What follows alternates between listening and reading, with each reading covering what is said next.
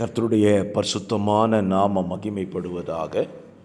ஆசீர்வாதமான ஒரு நல்ல காலவேளையிலையும் அனுதின மன்னா என்கிற வேத தியானத்தினால் உங்களை சந்திப்பதில் மிகுந்த சந்தோஷம். இந்த நாள் ஜூலை மாதம் 20 சனிக்கிழமை காலவேளை. இந்த காலவேளை தியானத்திற்காக லேவியராகம புத்தகம் 7ஆம் அதிகாரம் அதனுடைய 26ஆம் வசனத்தை உங்களுக்காக வாசிக்கிறேன். உங்கள் வாசஸ்தலங்களில் எங்கும் யாதொரு பறவையின் இரத்தத்தையாவது யாதொரு மிருகத்தின் இரத்தத்தையாவது புசிக்கலாகாது.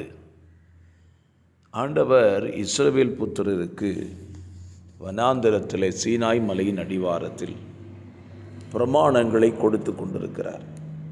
அப்படி பிரமாணங்களை கொடுக்கும்போது அவர்களுக்கு கொடுத்த பிரமாணங்களில் ஒன்று, பறவையின் இரத்தத்தையோ மிருகத்தின் இரத்தத்தையோ மனுஷன் புசிக்கலாகாது அப்படிங்கிற ஒரு பிரமாணத்தை கொடுத்துருக்கிறார்.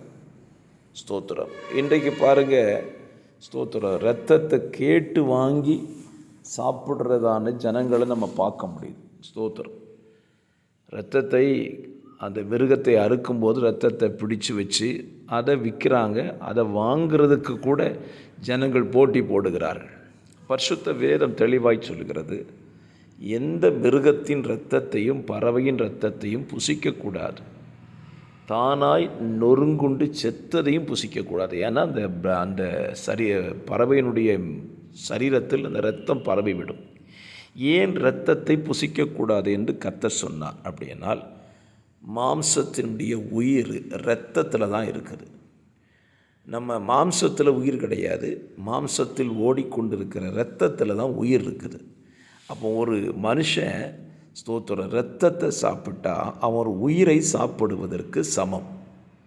அதனால தான் ஆண்டவர் சொன்னார், இரத்தத்தை புசிக்கலாகாது, நீ ஒரு உயிரை சாப்பிடக்கூடாது. அப்போ உயிரற்ற ஒரு உடலை நீ சாப்பிடலாம், அது பிரச்சனை இல்லை. ஸ்தோத்திரம்.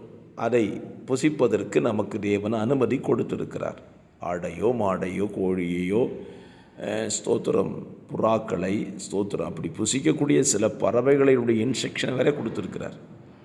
ஆகவே என்னை கேட்கிற அருமையான கர்த்தருடைய பிள்ளைகளை, இந்த காலவெளியில் உங்கள் வாழ்க்கையில் பிரமாணத்தை வைத்திருக்கிறீர்கள் என்பதை மறந்துவிட வேண்டாம். ஒருவேளை நீங்கள் இரத்தத்தை புசிக்கிறவங்களாக இருந்தால் இன்றைக்கு உங்களை மாற்றிக்கொள்ளுங்கள். இரத்தம் வறுத்து சாப்பிட்டால் நல்லா இருக்கும். நான் சொல்லுவேன், நீங்கள் இரத்தத்தை சாப்பிடும்போது எந்த மிருகம் வெட்டப்பட்டதோ அந்த மிருகத்தினுடைய உயிரை சாப்பிடுகிறீர்கள்.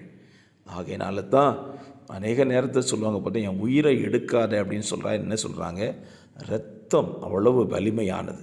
ஆகவே இந்த காலவெளியில் பிரமாணத்தை அறிந்து கொண்டவர்கள், பிரமாணத்தை பெற்று கொண்டவர்கள், பிரமாணத்தின் படி வாழ்வதற்கு உங்களை ஒப்பு கொடுத்துருங்கள். அது உங்களுக்கு ஆசீர்வாதமாக இருக்கும். பரிசுத்த பிதாவே, இந்த வார்த்தையின்படி எங்களுக்கு தந்த பிரமாணத்தை கடைபிடிக்க உடைய ஜனங்களுக்கு அனுக்கிரகம் செய்யும். இயேசுவின் நாமத்தை ஜெபிக்கிறேன் நல்ல பிதாவே, ஆமென்.